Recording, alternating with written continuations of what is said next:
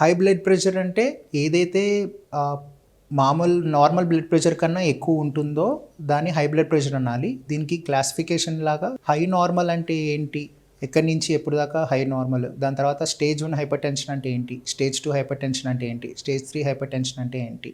అయితే ఇది ఎందుకు ప్రమాదం అని అంటే, మామూలుగా బ్లడ్ ప్రెషర్ అనే ఆర్టరీ మీద లోపల ఉన్న రక్తం పెట్టే ప్రెషర్ని బ్లడ్ ప్రెషర్ అని చెప్తాము. సో ఇది ఏ కారణం వల్ల పెరుగుతుంది అని చూసుకోవాలి. అండ్ మన హార్ట్ సర్క్యులేషన్, బ్లడ్ సర్క్యులేషన్ ఏదైతే ఉంటుందో బాడీలో, ఈ రక్తస్రావం అంతా కూడా ఈ ఆర్టరీ ఇండ్యూస్ చేసే ప్రెషర్ మీదనే ఉంటుంది. కాబట్టి ఈ బ్లడ్ ప్రెషర్ అనేది ఇంపార్టెంట్. ఇప్పుడు మనం బ్లడ్ ప్రెషర్ అనేది ఎక్కువగా ఉంది అని అంటే కనుక, అంటే మామూలుగా ఉండాల్సిన దానికన్నా ఎక్కువ అవుతుంది అని అంటే, ఆర్గన్స్కి వెళ్ళే సర్క్యులేషన్ కూడా నార్మల్గా వెళ్ళాల్సిన దానికన్నా ఎక్కువ అవుతుంది.